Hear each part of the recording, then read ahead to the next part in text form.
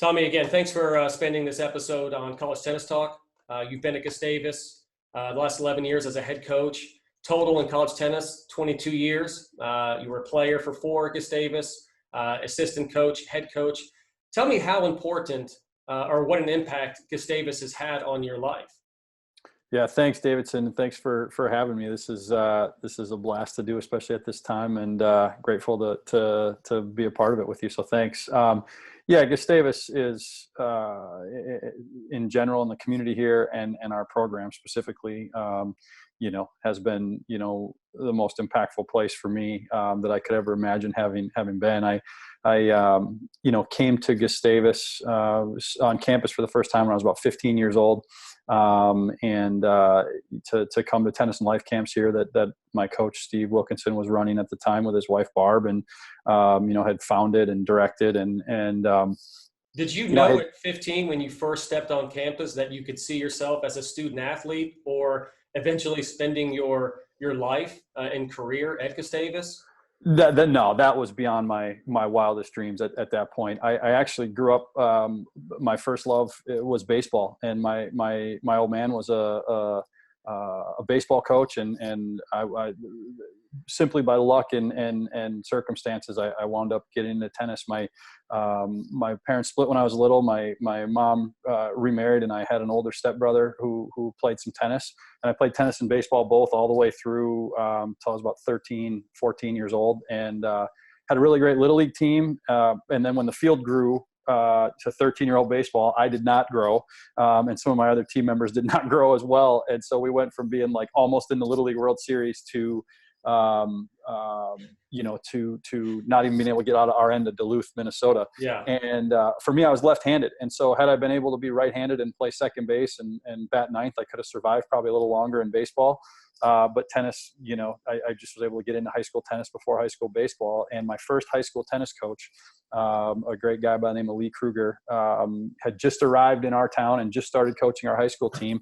And he had just graduated from Gustavus and played for Coach Wilkinson. And so I said, hey, I might want to, try to focus a little bit more on tennis, even though my focus on it in juniors wasn't, what it is for a lot of, So how young were you when you first picked up a tennis racket and started, taking lessons and participating when you picked it up and went full time with tennis? Yeah. So I actually didn't about 8 or 9, I think, was when I started taking lessons, and then was tennis and baseball all the way through until about 13, 14.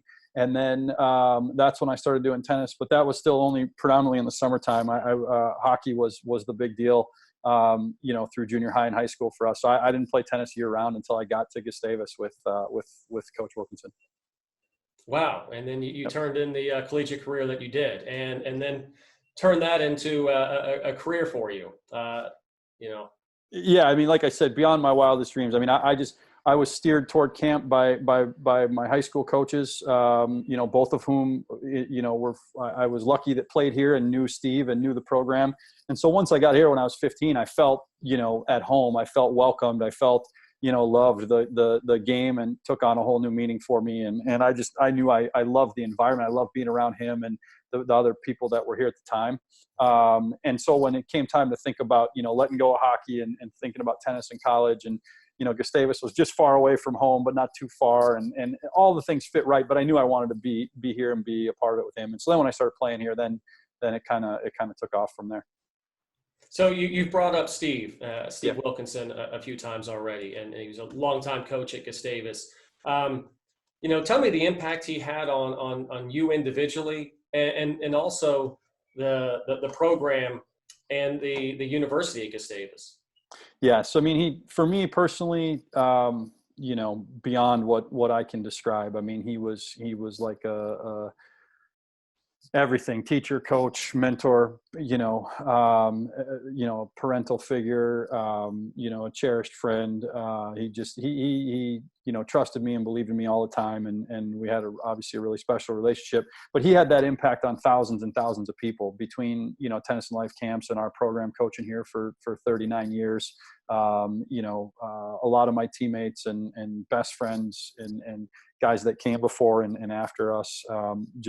He was just a really, really special, remarkable person.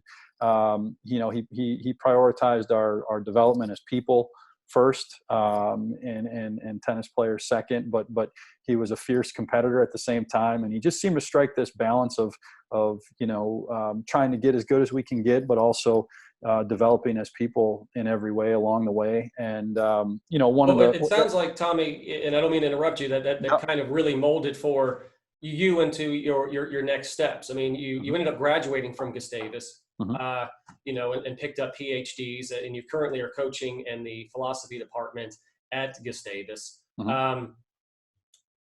Did he mentor you that way? Did you realize that was a path you were going to be taking, not just coaching, but stepping beyond the lines of the court? Yeah, I mean, I couldn't have dreamed that I would be in the situation or the roles that I'm in right now. I mean, that this is, if I could have invented what I wanted to do, this would be it. So in detail, no, but in general, yes. I mean, he had an approach to sports, and an approach to development and I'm going to interrupt you again, Tommy, and I apologize. But no, that's okay. For our viewers that aren't as familiar with your role at Gustavus, you're currently teaching a professor in the philosophy department with sport and ethics, and also the head men's tennis coach, and those two combined. So kind of the tie-in on how you're dealing and developing in both those roles. Yep. Yeah. So I'm very fortunate. I like you said, I get to be a part of the philosophy department on the faculty side, and then coaching the men's program. And that was something that Coach always envisioned. I mean, he was, the driving force behind, creating the position that way. And just obviously we're fortunate Gustavus was very open and willing to want it to look that way as well. So yeah, I'm get to work on both ends of it. It's pretty special and very, very rewarding. When did you decide you wanted to be a college tennis coach? You left Gustavus and you picked up a few more degrees. When did you decide that you, in fact, wanted to use those degrees and be a college tennis coach? Yeah, it started early. I mean, I started coaching, I was really fortunate. A great guy and a great coach, Scott Jacobson, gave me an opportunity to coach at the University of Nebraska as his assistant right out of undergrad at Gustavus. And so I knew it was something I wanted to explore, and I had a wonderful experience there. And then I've just in various capacities stayed in the coaching ever since, even when I was in school and studying, both at Emory and the University of Minnesota. So I was really lucky to just have good opportunities. But really what started for me was my senior year at Gustavus. We had a strong team with a lot of really strong individual players as well. And when we finished, we lost in the NCAAs. We wound up taking third our senior year, and we were devastated. But we had so many guys. I was not one of them, but we had a lot of guys that were involved in the individual tournament, and they all went off and started playing at the same time. We had 3 guys in the singles, and 2 teams in the doubles. And so coach couldn't sit with them all at the same time. So I sat with a teammate of mine, a guy named Kevin Whipple, who's one of the greatest D3 players of all time, and a dear friend and teammate, was 1 year younger than we were. And so I sat with him for his matches during the singles that year.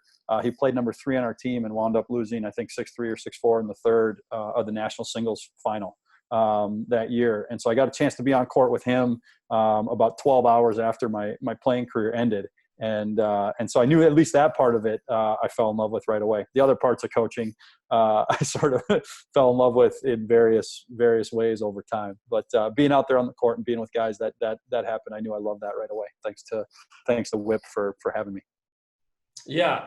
And look, you were a player, very successful at the D3 level.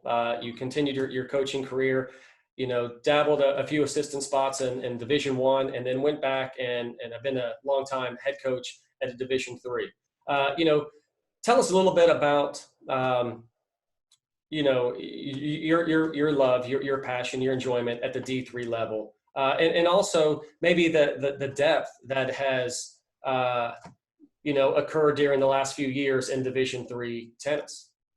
Yeah, it's been remarkable. I mean, I think, having played in Division III, and that was certainly the highest level that I was capable of playing at, and I was lucky to be with great players on a great team here. like I said, with a great coach. But I fell in love with the D3 model, and you know, the strong emphasis on academics and you know, just the way that it operates and functions in the community and the place of athletics in our college, especially in D3 colleges, I think is prominent and a blended part of the overall education. But, you know, not always the single driving force in a lot of cases. I mean, I love the model and the way that our student athletes have been able to grow and develop during their time in D3. And we have a really neat community just in D3 tennis, the coaches and you know, the alumni and it's a really, really special thing to be a part of.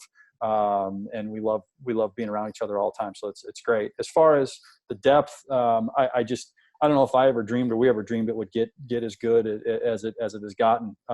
You know, 15, 20 years ago, there were a handful of really good teams that had a chance to win the NCAAs each year, but it wasn't that deep as it is now. I mean, now you're talking 20, 30 teams that are loaded, and the guys that are coming into the top of the men's game and the women at the top of the women's game in D3 right now are really spectacular players coming at a really high level that are making the conscious choice to come to D3. You know, not like me where they didn't have any other options. A lot of these outstanding young people do, and so it's the level at the top especially, but the depth as well has improved dramatically. And I think you know, a lot of people out there, if they haven't seen D3, especially at the top end, and they watch some of the top players play, they'd be pretty amazed at what they see both on the men's and women's side. You know, we talk about the strengths and depth of D3, and Gustavus, you know, has had an extremely successful and storied past. And one of your best players, greatest players in Gustavus history, Eric Guterach, and his success on the tour. Has that had a positive impact on your team, and what impact do you feel that has contributed to? Yeah, I mean, yeah, absolutely. I think you know, Eric is a dear friend of mine. We were teammates. You know, one of my closest friends, and you know, everything kind of starts from there. I mean, the tennis all comes second. I'm really fortunate to have him be a special part of my life, just as a person, because he's a remarkable human being. You know, in terms of what he did, I mean, it was so special to be, you know, watching him do it and you know, be kind of in the present alongside of him, cheering him on, and you know, seeing him at various stages as he was going through that process. But I think, and it obviously has a huge impact on our program. I mean, he gives so much, you know, time and thought, and whether it's conversations with me about the guys, or you know, helping out in whatever ways, you know, he can. He's just been remarkable, and just a huge ambassador for D3 and for Gustavus. Because he was an athlete that started his college career at the Division I level, and then made the decision to go to Division III, and just felt that was a better fit for him to develop and progress his tennis. Yeah, exactly. He started off in Division I and was on his way to a I think a solid career. His dad was our coach's first recruit, and so he always kind of had this connection to Gustavus. And so he made the decision to join us, you know, after a year and some change. And it was just incredible to have him here. I mean, he was obviously, his talent level was fantastic, but then, you know, as a person, to have him in our program was really, really special. So he understood, and, you know, just kind of his personality, and obviously he would tell you more, but this was the right environment, I think, in D3, and being at the top of our group and the top of the country. You know, one of the best players throughout, was a great way for him to develop, and then being obviously with Coach Wilkinson had a huge impact on him too, and I think our team and program did. But you know, his goal coming out of our program, which I think what he accomplished was just remarkable in terms of visibility for D3 and for us at Gustavus in general. But sort of the way he accomplished it, you know, and going out and just trying to live out, you know, our values and what our coach taught us, and just see how good he can get and enjoy the moment and be present and take it all in as a learning experience. And the way he did it, I think that has a huge impact still on our program and on our guys, for sure. Yeah, and I appreciate you sharing a bit of his journey and his role with the Gustavus program. I mean, clearly he's a great example that there are many pathways to professional tennis. And he had a great career at Gustavus and took that on to the Pro Tour.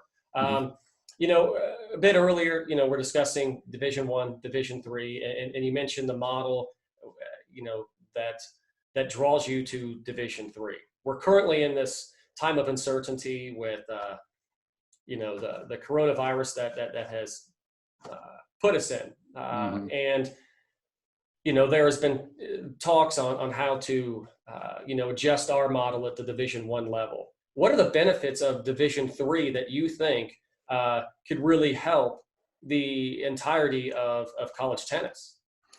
You know, I think, first of all, I think by and large, whatever level I've been, I mean, I have a very limited time coaching into Division I level, and it was a long time ago, but I have been fortunate to interact, you know, with you and with a lot of D1 programs that you know, have been willing to compete with us in tournaments or dual matches or whatever the case. And then just through, you know, work at the ITA governance level, and have some Division I colleagues that have become mentors and friends. I mean, I think by and large in college tennis, we get it right, and we have a great model.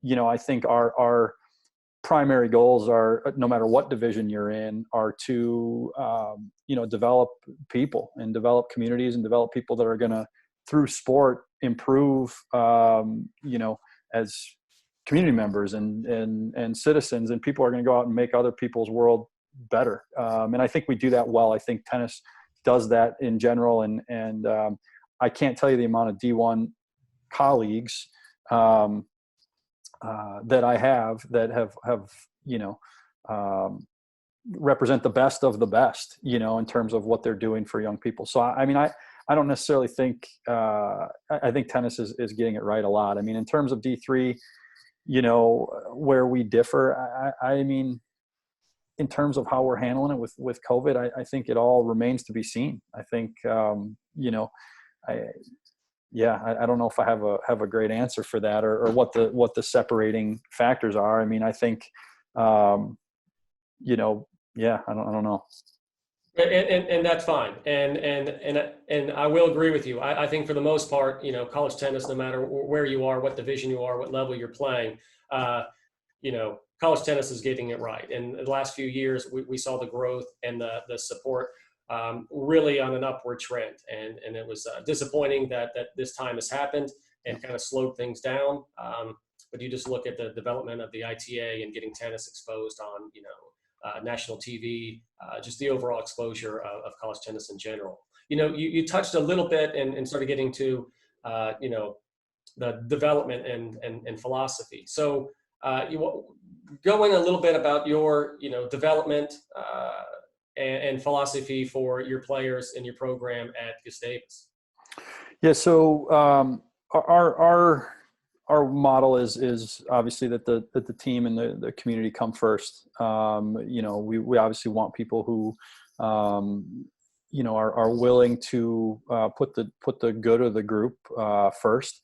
And that can be challenging for tennis players when they first arrive, when most of their career has been driven, you know, by individual success and accomplishments. So I think that's first and foremost. But then from there, we really want guys to focus on things that are within their control. Like Gustavus, we call them the three crowns. I think, you know, number one, the choice to give your best no matter what the circumstances, and always helping people understand how to learn and make that choice and what goes into it, which is a lot more, you know, complex than just, you know, chasing the ball as hard or fast as you can.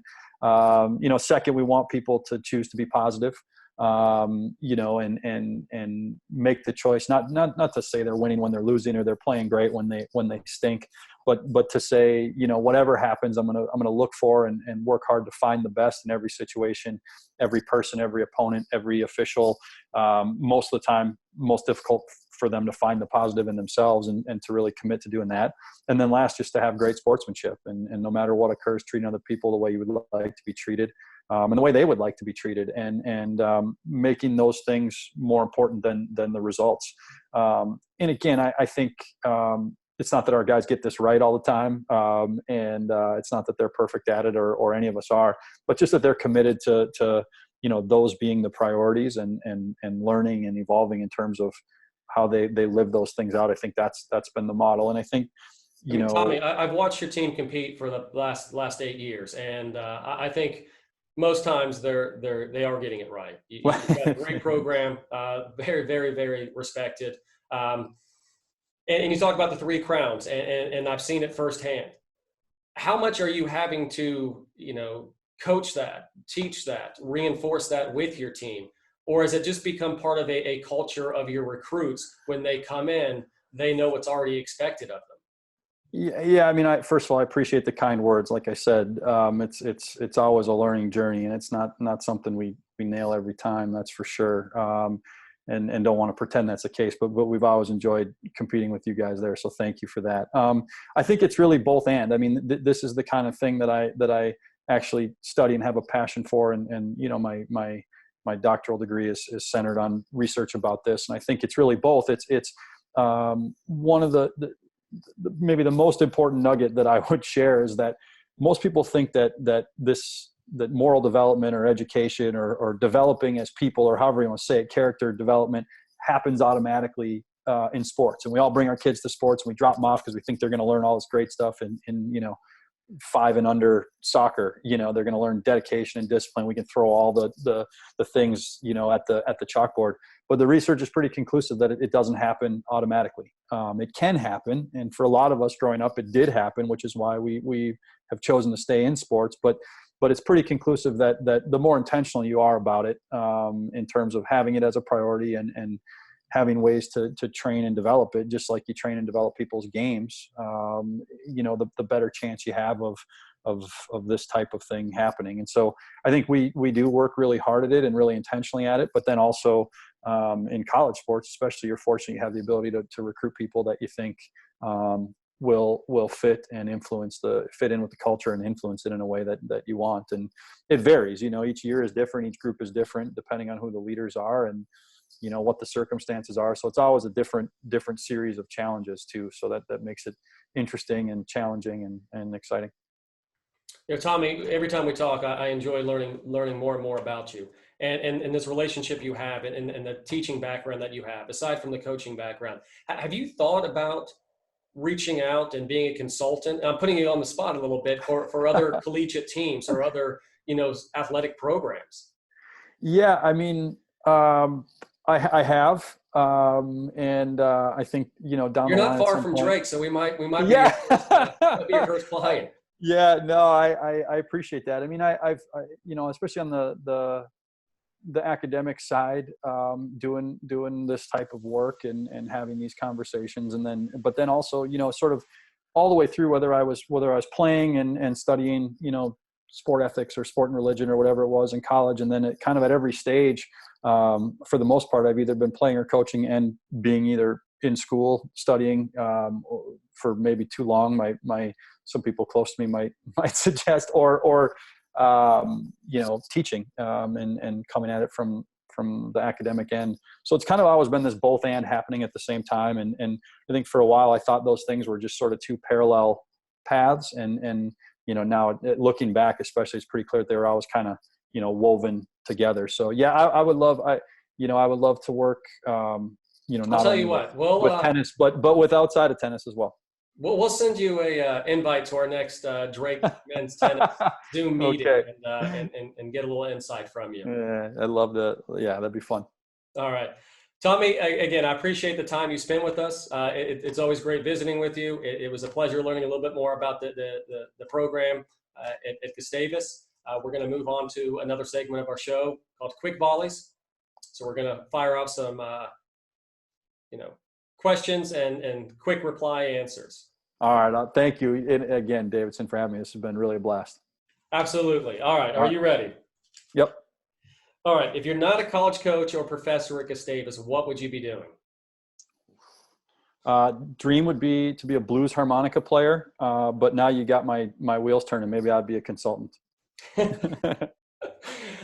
Okay, so I was going to ask you what your hobby was off the tennis court, and I know you like blues and jazz, so I'll ask you that anyway. Hobby off the tennis court. Well, listening to music, not playing it. I don't have the ability to play it, but love anything, all things music. But I also say golf, and then whatever my kids are into right now. It's Pokemon battles, and princesses and queens. Okay. Playing golf. What is your favorite golf course, or maybe even the best golf course you've ever played? Oh, that's a great question. The two courses I grew up playing in Duluth, Minnesota, are awesome. Ridgeview Country Club and Northland Country Club are just beautiful and fantastic. So if you get them in like that 2-week window of summertime up there, those are amazing. Without embarrassing you, what is your handicap? With kids, I haven't played enough to know. I don't get to play consistently as much as I'd like. I don't know. I'd say I'm probably between 15 and a 20. 15 and a 20. Okay. We'll say 4. Yeah, good. All right. Which tennis player would you like to have dinner with? Current professional player that you would current like pro. to take to dinner. I would say overall, I'd say Arthur Ashe for sure.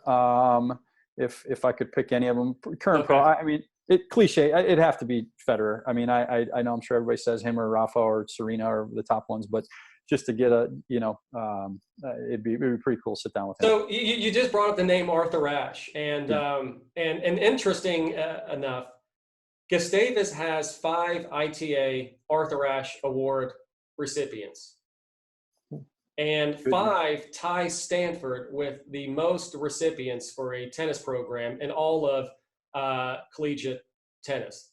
Were you aware of that?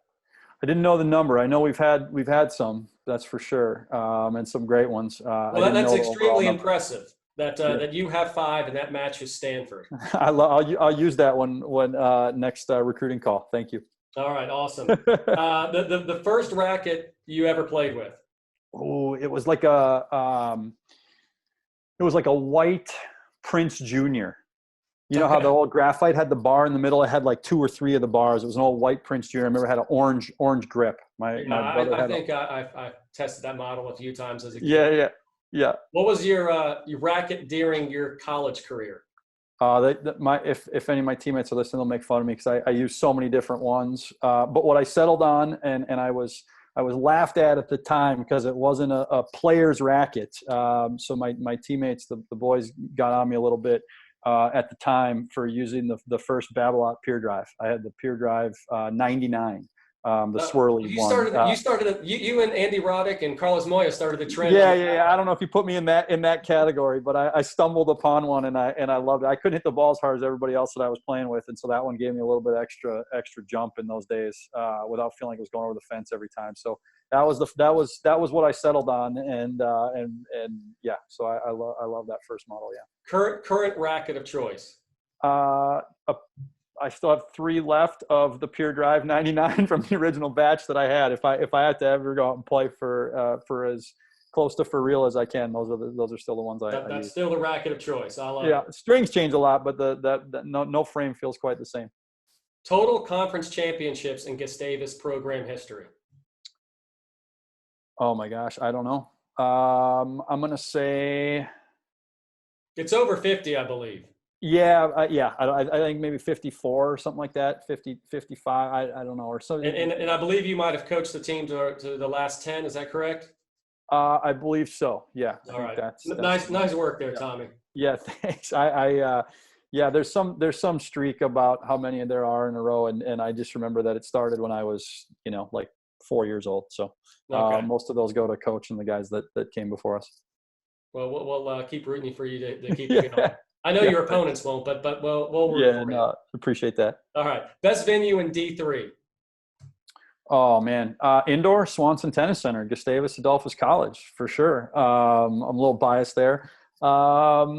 Outdoor, oh man. I mean, there's a lot that I haven't seen. We don't get east very often, and there's some really cool, especially older outdoor sites out there that are fun to play at. So I don't know that I have the best body of knowledge to say, but CMS, Claremont Mud Scripts, is if you're playing outdoor duel, that's that place is pretty. Bazan's Tennis Center is pretty spectacular. It's a special one.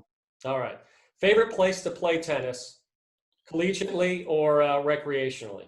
Oh man, Longview Tennis Club in Duluth is a real special one where I first started playing.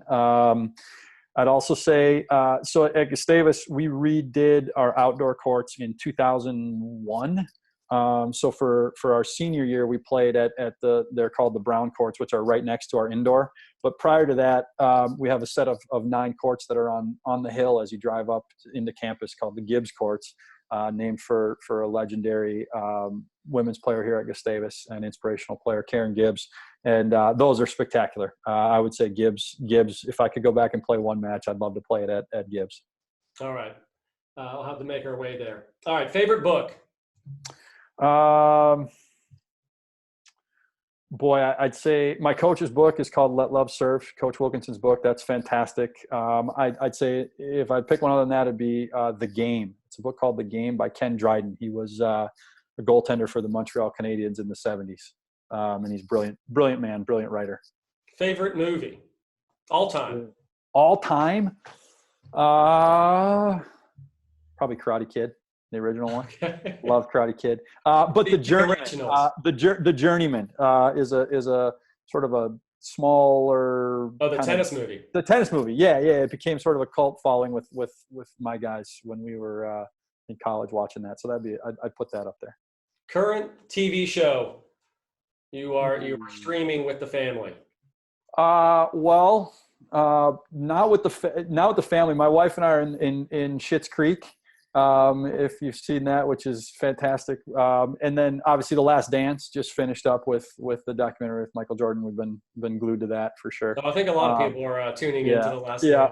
And then I'm going back in again. I don't know what round it is, but back into The Sopranos from the start, jumping back in there too. All right. I watched the entire series of The Sopranos except for maybe the last 3 episodes. So I might have to go back and finish that off myself. You got to get to the end. That's for sure. It's controversial. All right. Tommy, again, thanks a lot for joining us on College Tennis Talk. Oh man, thanks again for having me. It was a pleasure. And hopefully if we get through this as planned here, we'll see you in Des Moines in the fall. We always look forward to our time with you guys. Thank you again for having me. Yeah, absolutely. We love having you at Drake. So look forward to seeing you soon. Perfect. Thanks, Davidson. Thank you.